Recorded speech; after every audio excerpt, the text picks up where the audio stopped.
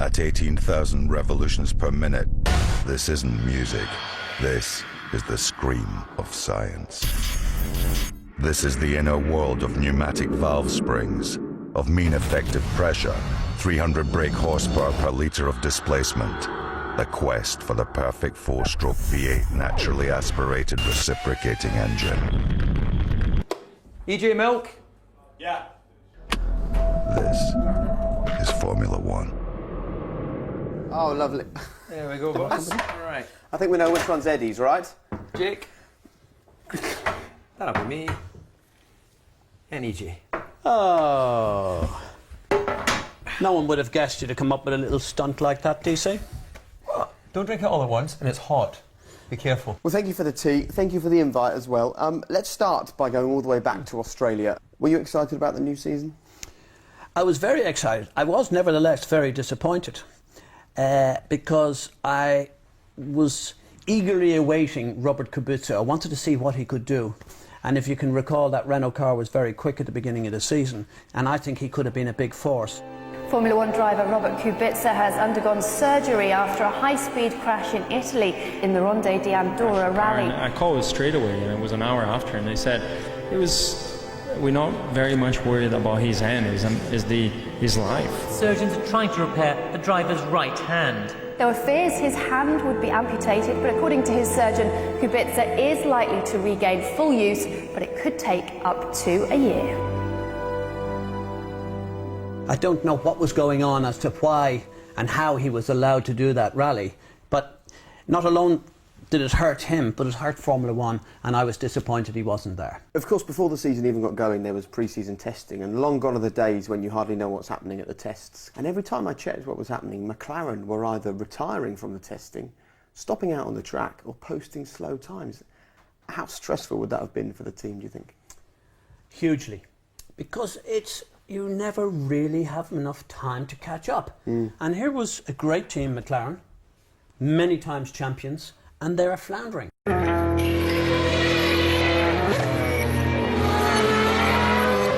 was an absolute mess in pre-season. You know, we couldn't do any testing basically. Every time we tried to, we'd do a run. After about 4 laps, we'd have exhaust issues. It wasn't as bad as the car in 2009. The problem is the exhaust kept blowing up every 10 to 30 laps. It was always going to be a difficult season, starting with that winter. All the attention had to go to just fixing that exhaust. And so, unfortunately, I think instead of making steps forward from a good foundation, we were trying to fix the foundation.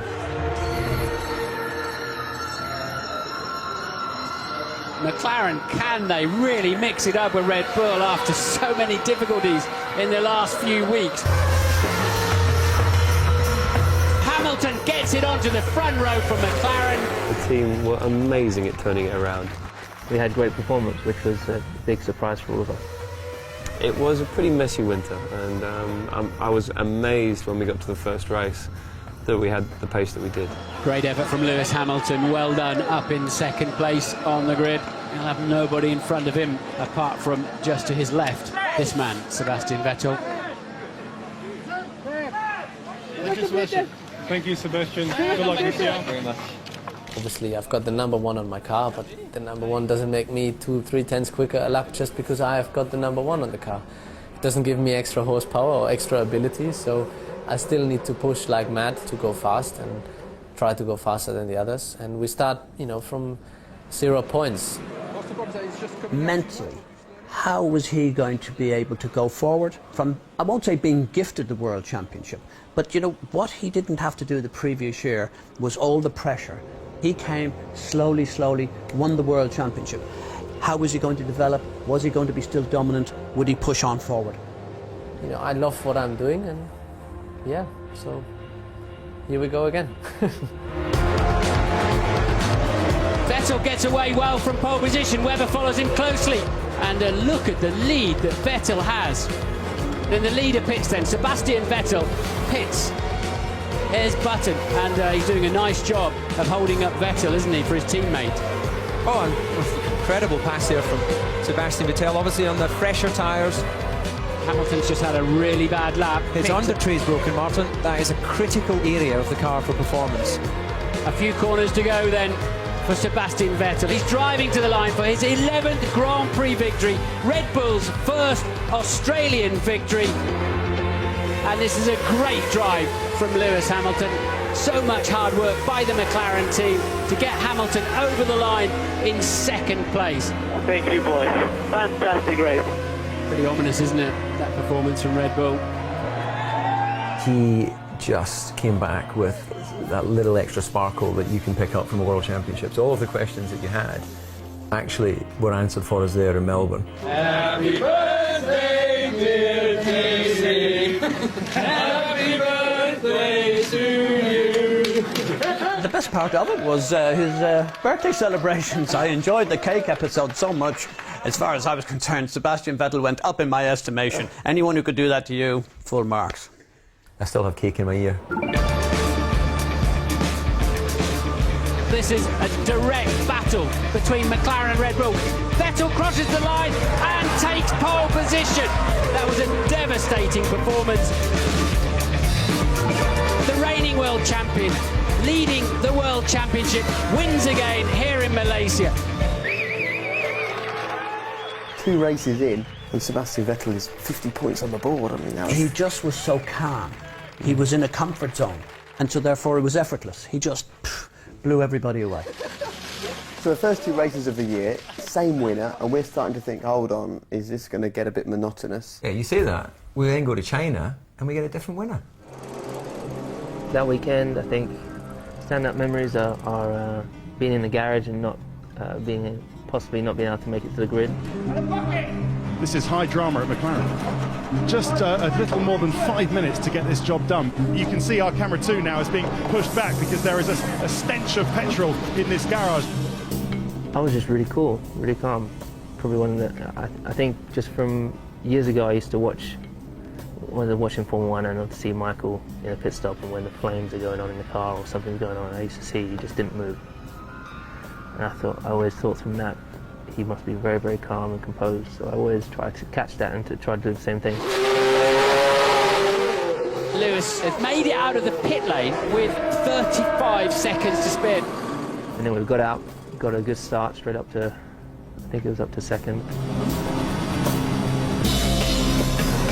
Vettel feels he needs to cover Button straight away, and that's why he's not had a great start. He's moving around like crazy. Button leads the Grand Prix.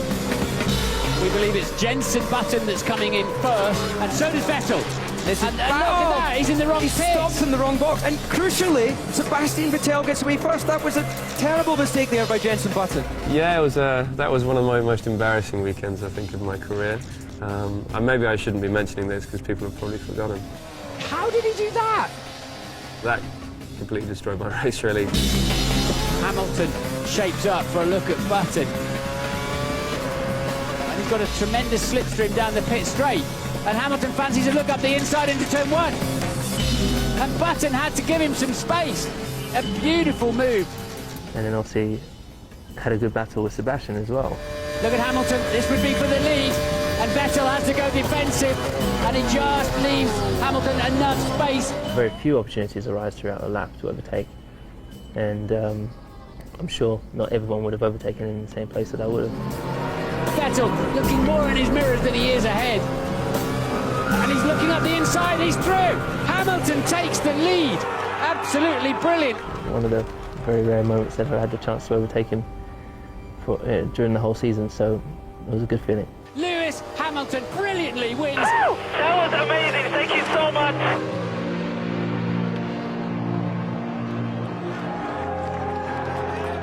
I remember grabbing hold of Martin Whitmarsh at the end of the race, and he was physically, visibly shaking in the pit lane. Before we chatted live, he dropped his headphones. He was all over the place. Hey, well done. You're right. And I think there was genuine panic among the people in the pit lane that Red Bull were just going to start the year, win every race, win the title again. And this was a big moment for Formula 1. It was a seminal moment that team could be beaten. It showed we had a much more emotional Lewis Hamilton when he won that Grand Prix. Part of it could have been the fact that he had the issues before the race, but I think more than that, it was just telling us a little bit about the state of mind for Lewis in 2011.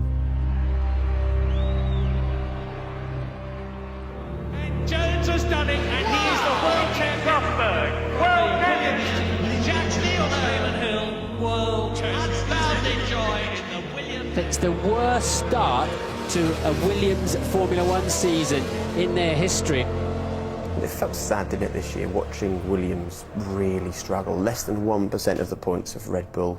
Pastor Maldonado, the worst record for any Williams driver since the team were formed in the 70s. My view is that one of the greatest names ever to grace our sport is both Frank Williams and the Williams team. And it was hugely sad for me to see what was happening, because when I started, they were the pinnacle. They were the people you aspired to try to even look at or to grace. Well, he joined them after they won 3 Constructors' Championships on the spin. You know, they're a great British engineering success story, but yet now it's almost like the modern era has passed them by.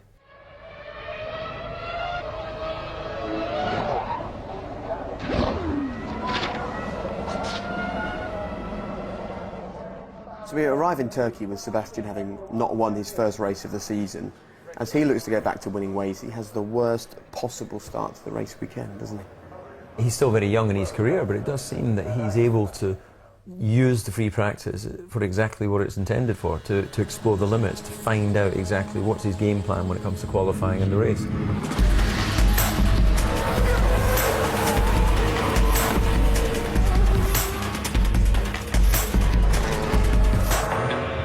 It was interesting to see how would he get himself back out of that. How would he compose himself? How would he ever qualify? And how would he actually approach the race? But he answered that in fine style. Vettel takes the Grand Prix victory. Yes! That's what I'm talking about. Thank you. He led them a merry dance in the race. They get away perfectly off the front row. No stallers on the grid. It looks pretty even. Alonso's up the inside. He takes the lead for Ferrari. Fernando Alonso leads the race in front of his adoring fans. What a sensational stunt. Vettel heading for the pits. This is going to be so close. And he's got it. It's worked beautifully. Let's use the yellow button to try and help overtake. Vettel's driving it like it's a qualifying lap. There'll be less grip on these hard tyres. And Vettel has an answer for everything that Lewis Hamilton can throw at him. The leader of the championship did not buckle under pressure. Thank you. Oh, that was close, man. Jeez. You were coming. You had so much downforce in the high speed, you guys. Yeah, I had to use it. I think the car, in comparison to the previous year, wasn't as dominant, but the team, you know, all of us, we were just ready and we knew what we were, you know, trying to do.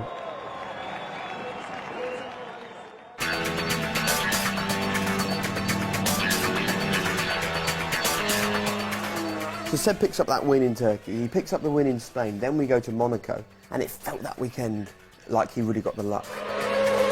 Button is absolutely flying out of there. He's got a chance now to get into the lead of this Grand Prix. In about 2 or 3 laps' time, we think Vettel will hit the cliff, and then he will be 2 to 3 seconds per lap slower than he is now. Petrov in the wall. Can the leaders thread their way through? Yes, they can. Safety car has been deployed, unsurprisingly. We've got a red flag. So stopping under the red flag, I thought it was a positive, because I knew that when we were released again, getting heat in your tyres is very difficult when you don't have any rubber on your tyres. So I thought we were in a good position. Ted, tell us about the tyres. Yeah, the couple of guys at McLaren I asked believe that you can change tyres on the grid. Yeah, maybe I should have read the rules, but I didn't think that was the case. Just to confirm that plays, of course, into the hands of Sebastian Vettel, whose tyres were just about to fall off the cliff. It was a difficult race for them because we were strong. We were making the right calls on pit stops, and they had to react quickly, and I felt that they made a few mistakes there, but it worked out for them in the end. I think they really lucked into it. Sebastian Vettel finally wins the Monaco Grand Prix. He is the master of Monaco, and behind him 2 world champions, Fernando Alonso and Jenson Button. For every driver, it's special to win in the streets of Monaco.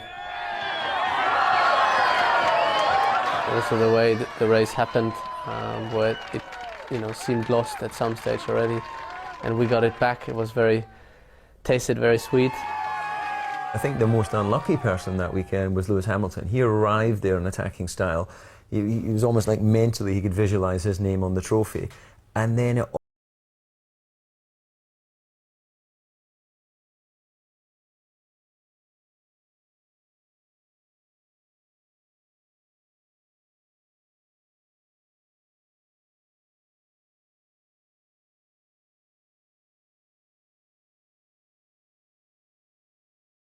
I knew that I could be pole position.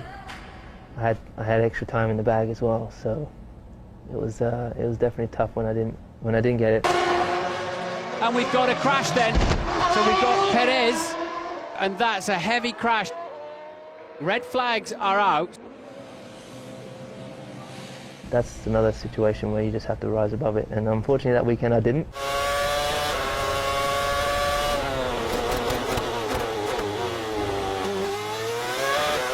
I think it was due to frustration.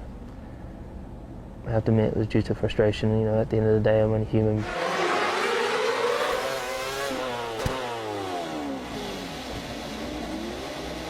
You do get frustrated even though you're supposed to be composed all the time. It's ridiculous because there's a lot of pressure.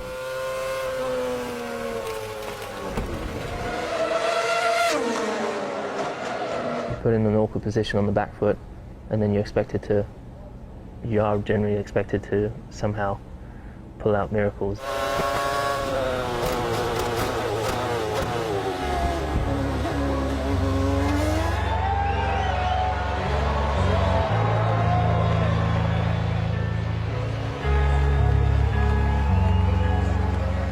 It's almost like I just snapped for a moment, and everyone has those days. Okay.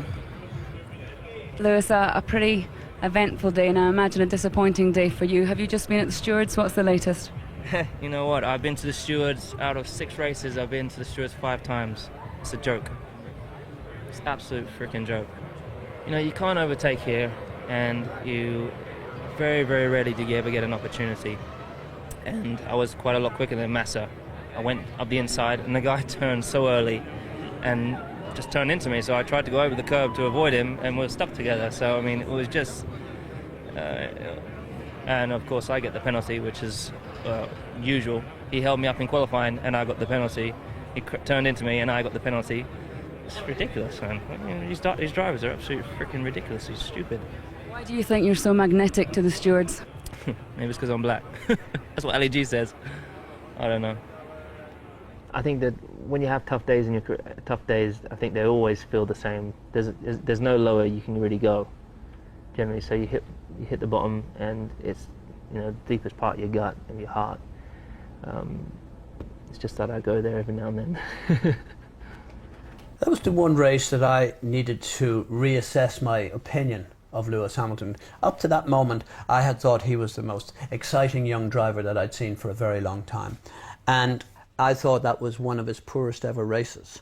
And I had to call to question my own thinking as to, do I now really believe he is as magnificent as I think he is? I thought Monaco was very poor for Lewis Hamilton. Everything pretty much went wrong that could have gone wrong at the start of the race, with crashing with Lewis and crashing with Fernando, getting a puncture, breaking my front wing, having a drive-through, doing 5 pit stops. And, you know, I think having the tough years in the sport that I've had really helped me that race, because it made me realise that you just can't give up. Whatever happens, never give up. Always keep fighting, because you never know what's going to happen. Basically my career in one Grand Prix. You know, a big roller coaster ride, and ending on a high, which is great.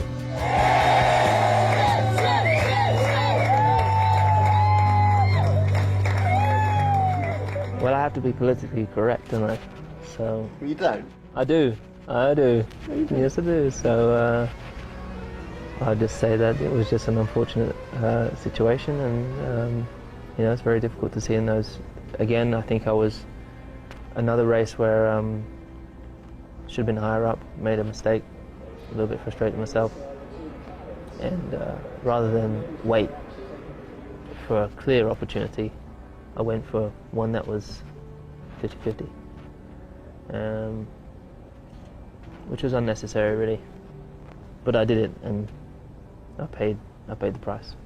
I think both of them were at fault. What, Lewis for putting his nose where it shouldn't have been, and Jensen for not looking in his mirrors?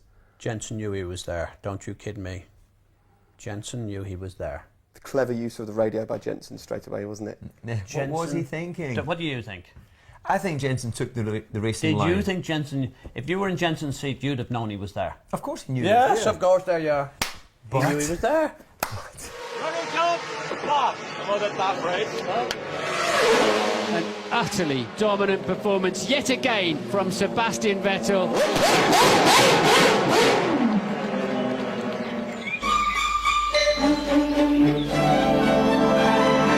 Hello, Silverstone.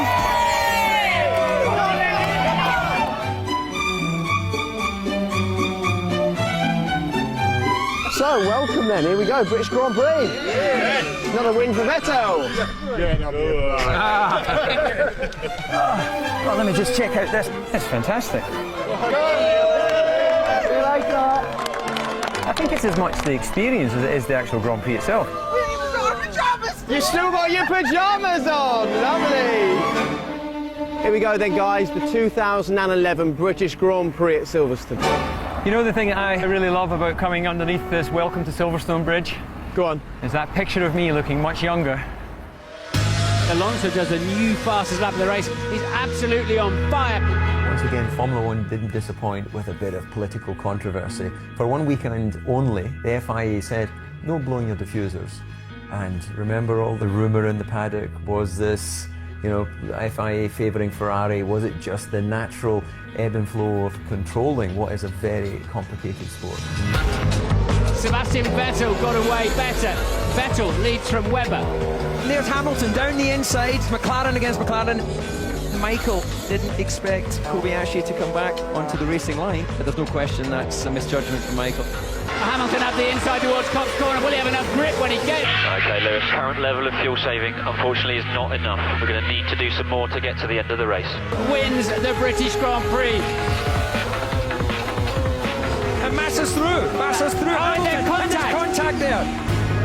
It's a fantastic day. It's a fantastic day, Fernando. Very, very good.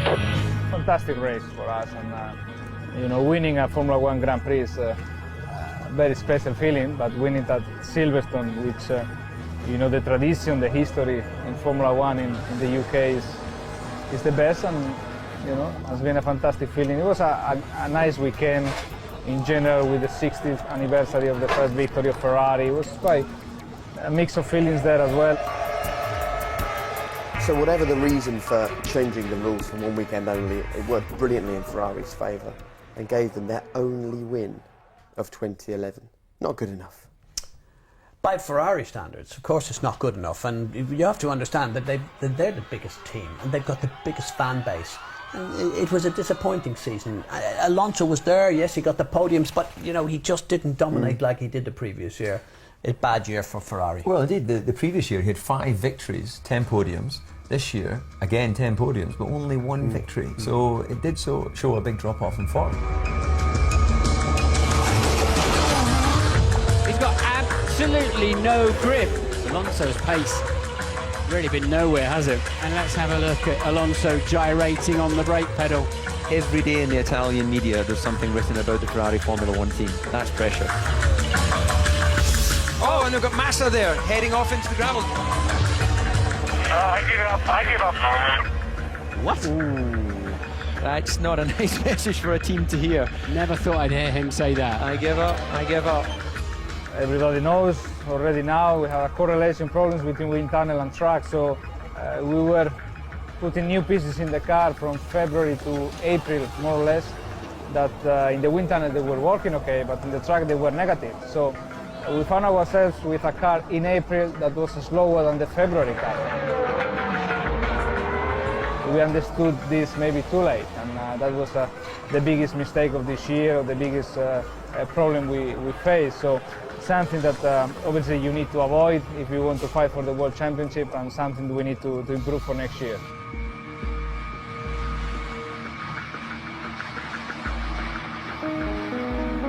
You always need wins to keep the interest, to keep your bosses happy, to keep the people happy around you, to get good stories, to make yourself happy and feel happy in your own life. And it's not winning, it's succeeding, it's success. It's something I work for every day, and so when you do get it, it's just one of the most satisfying feelings you get.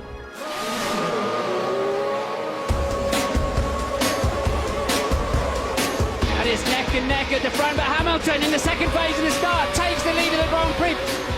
What's going wrong with the man who could make no mistakes? He's gone deep. He's gone too deep. Webber's going to be through here. Any cares left, he'll deploy it.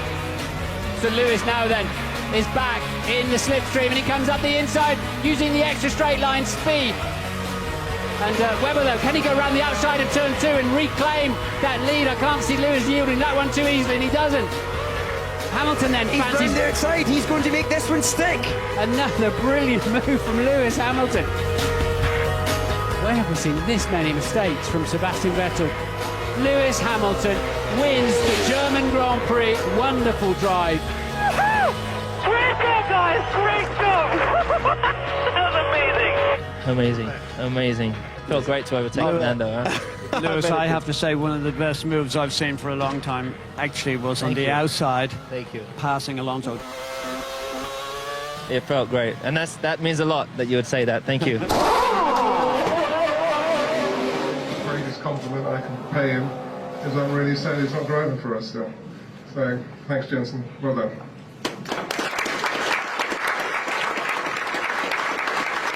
Thank you very much. This achievement wouldn't have existed if it wasn't for my father. 32,333 glasses of wine in the last We woke up Sunday morning to a wet circuit, and we saw a rainbow. And I remember Jessie saying to me, "You remember the last time we saw a rainbow like that?" And I was like, "No." She said, "Canada, after you won the Grand Prix in Canada." I was like, "Wow." She said, "You got to go and win it now." I was like, "Thanks for the pressure, honey." It's Vettel down to the first corner. Hamilton second at the moment. Button seems to be holding his third place. Supreme driving. In Canada, it was wet, it was changeable conditions, Jensen was flying. Hungary, wet, changeable conditions.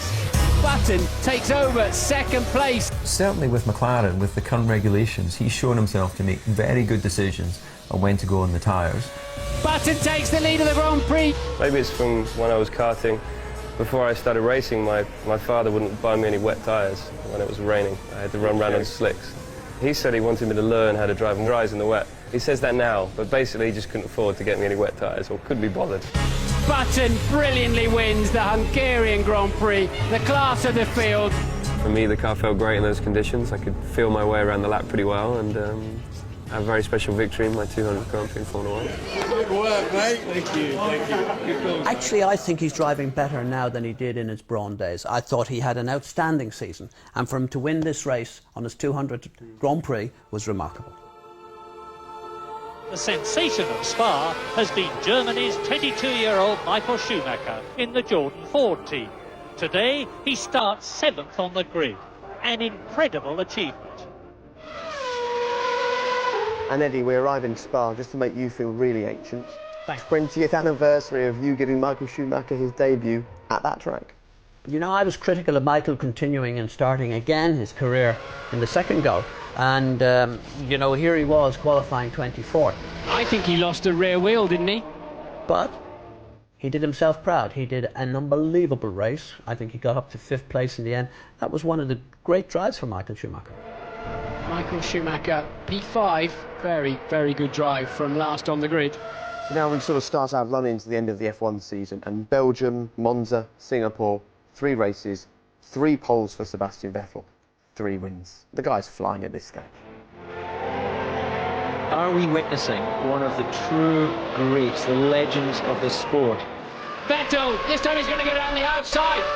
Bravery at 200 miles an hour. Anyone who doubts that Sebastian Vettel can race, that was brave, brave stuff. Yes! We did it!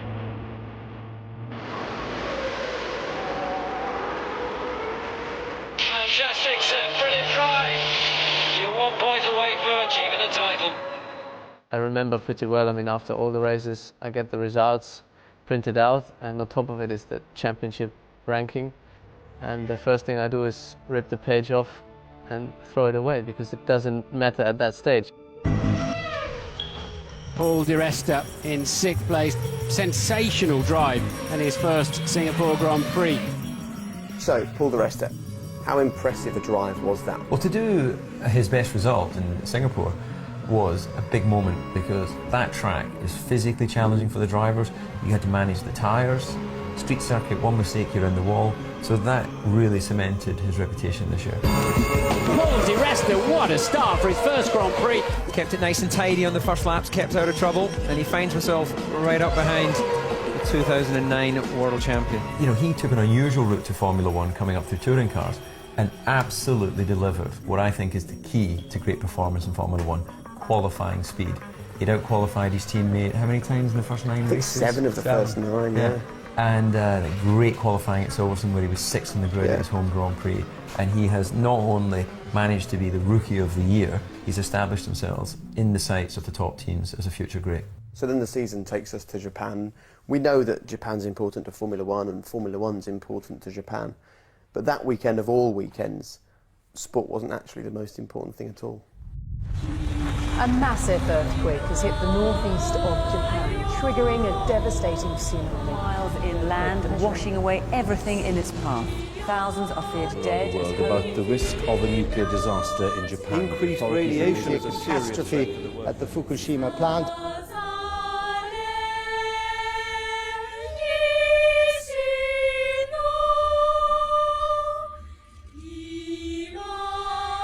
I'm really happy that the Japanese Grand Prix is going ahead. Japan has had a difficult time in 2011, so I think it's great that we're here and we can hopefully put on a great show and put a smile on a lot of Japanese people's faces here.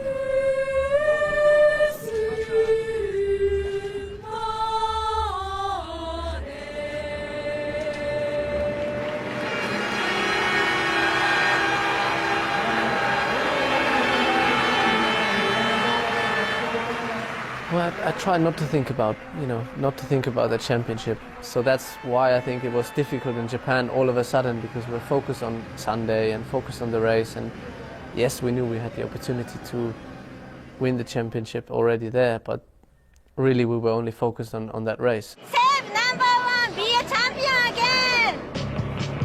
The form book absolutely assures us that in a little over 90 minutes from now, we'll be applauding a new double world Formula One champion. Vettel having to cover very early on against Jenson Button. Button had to lift the throttle as Vettel ruthlessly put him onto the grass. He's got to get a penalty for that, has he? The stewards thought it's not worth a penalty for Vettel. Losing the rear tyres. Losing the rear tyres. Vettel then pits from the lead. That looked a pretty tardy pit stop to me. McLaren boys are in the pit lane. Button away then. And look at that.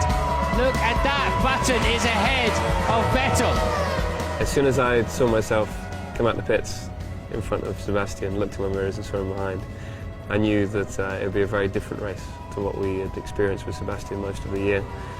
Instead of him just cruising around looking after his tyres, he actually had to fight for it, and it definitely made me smile. Button under pressure in the closing stages of the race. McLaren marginal because of the amount of fuel that they're able to run during this Grand Prix. Trying to conserve fuel while you got two angry world champions chasing you down, it's pretty tough. And Button does the fastest middle sector of the entire Grand Prix. The dream scenario here in Japan would be a Japanese driver to win this race. Dream scenario number 2 would be Jenson Button, Japanese girlfriend, got the messages on his crash helmet. Save Japan, we pray for Japan. He didn't lose his head when he got shoved onto the grass. His philosophy was, don't get angry, get even. And he certainly has done that. Jenson Button brilliantly wins the Japanese Grand Prix. You know, you could say it's slightly overshadowed by Seb winning the championship. The new world champion, Sebastian Vettel. But not for me, it wasn't, winning in front of the Japanese fans. And I pulled up just after the finish line and got out and waved to the crowd, and the atmosphere was fantastic. It was just like I'd won the world championship myself, not Sebastian.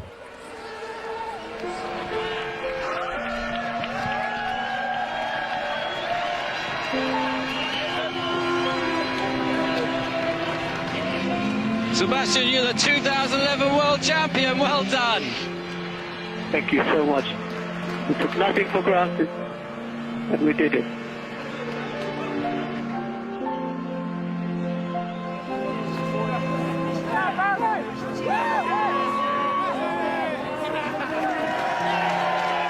If he was my son, I'd be so proud, and I say that without any hesitation. He is just an exemplary boy.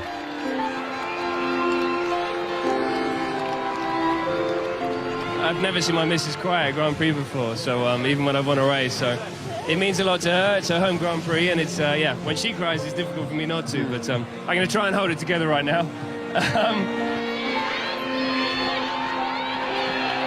There's no question in my mind that his name is etched on the trophy of the great drivers of Formula One.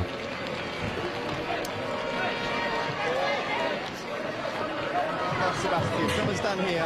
If you just take a look up there at that monitor, this is the Hall of Fame that you are joining. These are the fellow back-to-back Formula One world champions, and you are now part of them.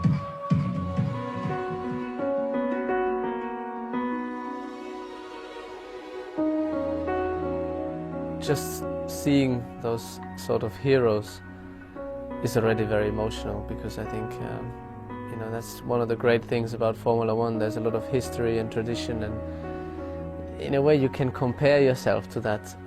When I was young, I was dreaming about Formula One, and so, you know, I love the history, so I know reasonably well, you know, about obviously the big names and what happened in the past. You try not to think consciously about yourself and your success and what you might have achieved, etc. But then when you see, you know, all of a sudden people telling you, okay, you are now at the same step as these guys, it's hard to put in words. Maybe there's some people around that are really in love with themselves, but for us, you know, we are who we are, and we just love what we do. And then all of a sudden to... All right, well, forevermore, that's the company that you're going to keep from now on. So, Sebastian Vettel, world champion, congratulations. Congratulations.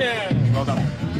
So great celebrations, emotions from the race winner and the championship winner in Japan. And then we go to Korea, and that's the one that really meant something to Adrian Newey, Christian Horner and the team. It's a team effort, and they confirm they're the best team in the world.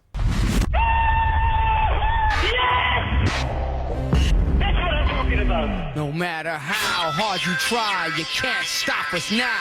Thank you, boys. What a race. No matter how hard you try, you can't stop us now. We keep on working. We do our thing. We are who we are. We're the renegades in this atomic age. This atomic age of renegades. Ring, ding, ding, ding, ding, ding. We're the renegades of funk. We're the renegades of funk. That was brilliant. Well, it was touch and go, but it was brilliant work by the Red Bull mechanics. We're the renegades of funk. We're the renegades of funk. And Vettel leads the race. Sebastian Vettel will have thoroughly enjoyed that. Great drive, fantastic. We've won the constructors. Thank you. Well done. Constructors' championships don't come easily. You know, McLaren haven't won a constructors' championship since '98. Yet they've had a couple of drivers' titles since then. So that really is about the teamwork. It's about both the drivers delivering results. It's about the pit crew delivering, all of the other factors that are there. And yeah, I think for Adrian, for Christian, for the whole team, Korea really summed that up. All season long we'd waited, hadn't we, for someone other than a Red Bull to be on pole. And we thought, when that happens, we'll celebrate, that driver will celebrate. But that driver didn't celebrate. Weird reaction from Lewis in Korea. Finally, something other than a Red Bull on pole position. Lewis Hamilton takes it. Well, Lewis, congratulations. Your first pole position in a long time, but it seems you've got your swagger back. Yeah. Is it an emotional pole position for yourself? No, not really. It's been a roller coaster of a year. Here was a chance to celebrate, and we were all expecting some greatness and really whipping it up, and he didn't do it. The bottom line is, this is a public sport. You know, the people at home want to imagine what it's like to drive these Grand Prix cars. They want to imagine how good it feels when you're the fastest guy in the world or you win a Grand Prix. So in many respects, the expression, get over yourself, you know, get yourself fully focused on the job you're doing. You're not only a highly paid sportsman, you're a performer. You've got to entertain the crowd. I don't care really too much about that. I got pole position, which was great. Had my own little moment in the car, and I don't feel that I had to give anyone anything. I think he's very emotional. I think he may be. I wasn't happy with certain things that were going on in my life. Probably one of the first positives I've had for a while. Oh, they're contacted. Hamilton into the barriers. Contact there. I was not going to let Felipe come by. And for the rest of the year, he didn't let me come by. And he's lost his front wing. My thought is that, again, he cannot use his mind, you know.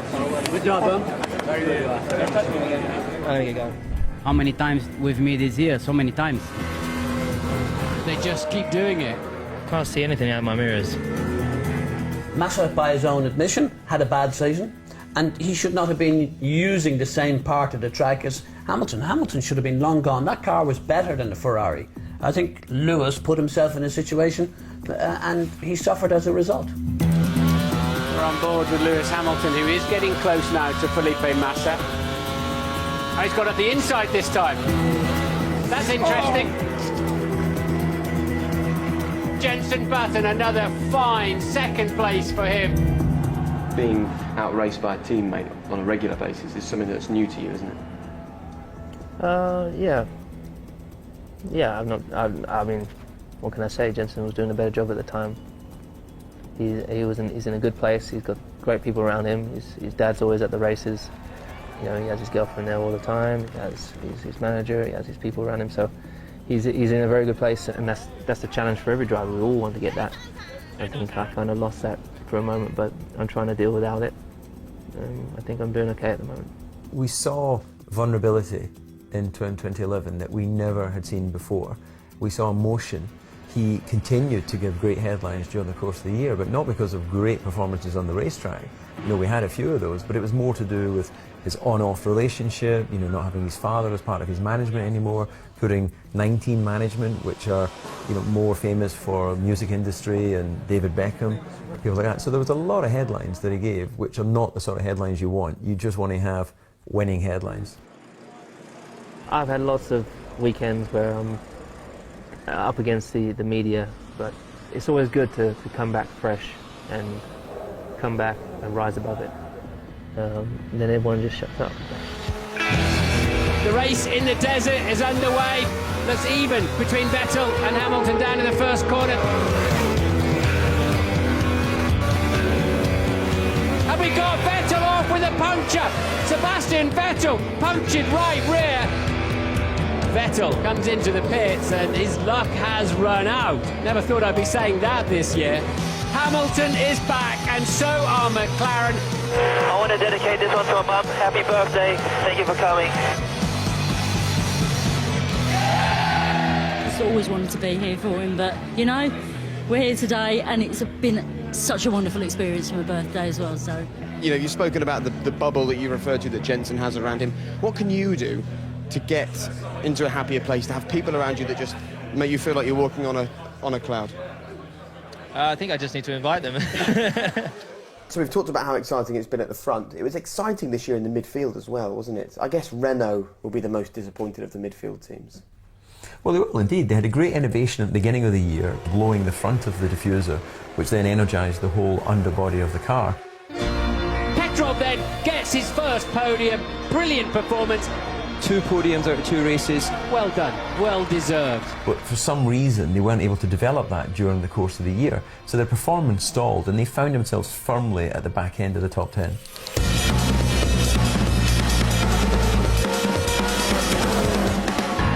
Well, I was always intrigued by the midfield, and I would watch. Yes, sure, it's always important to watch the very front, but that midfield, I always felt that there was something gurgling away in there to make sure that it was really exciting. Wow, tremendous driving.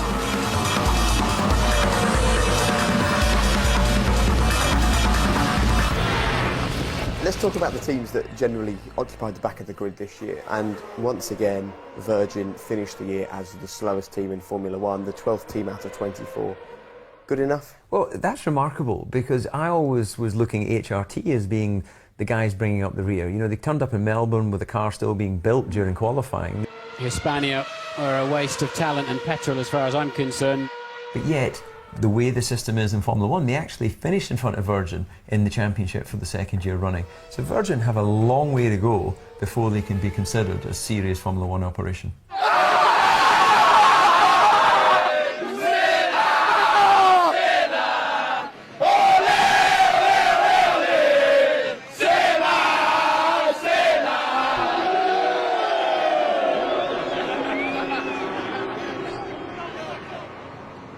As good as Jenson Button has been, as good as Sebastian Vettel's been, both Mark Webber and Lewis Hamilton have kind of lost their mojo a little bit. They are better drivers than that. They're faster drivers than that.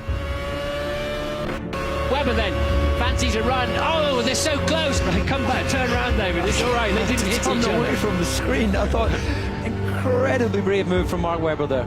Mark Webber will start this Grand Prix 18th. Mark Webber, after a stunning performance, is third and on the podium. His arm goes in the air, and rightly so. Sensational comeback from Mark Webber. What would be your moment of the season for you, Mark? I don't think there's been many highlights, mate, to be honest, but yeah. Webber and Mark contact! Okay, Mark, we have a gearbox problem. We need you to short shift. We've said it before with Mark Webber. If he didn't have bad luck, he wouldn't have any luck at all. A racing driver feels very vulnerable in a team setup. I'm sure he was considering what was actually going on. Why is everything going Vettel's way? So you would question those things. And of course, when you start questioning those things, your performance drops off because you're not sure. It's Vettel from Webber, and Vettel pulling out a very handsome lead indeed. Sebastian, we have a serious gearbox problem. Short shift every corner, every lap. Okay, but then I will fall behind. I will fall behind. I expect to see Mark Webber passing Sebastian Vettel for the lead of this Grand Prix anytime soon. And now he lets him through.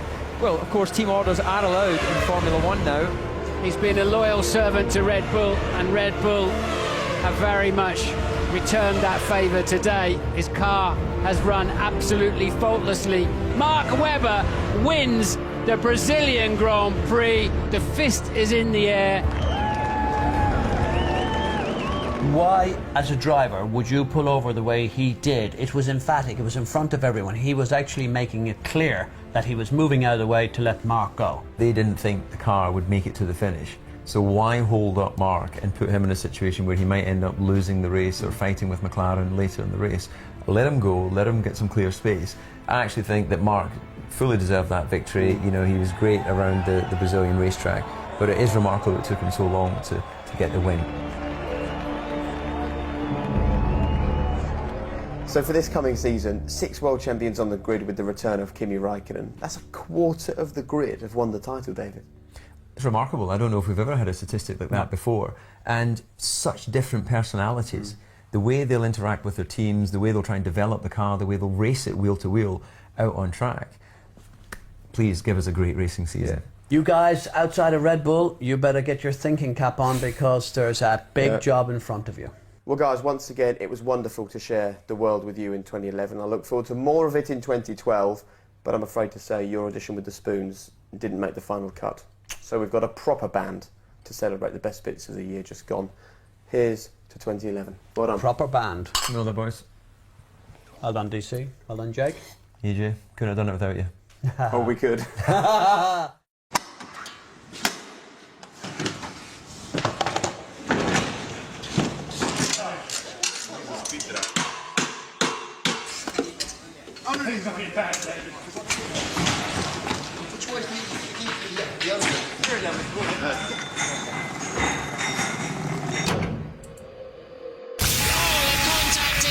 Hamilton into the barriers, side by side.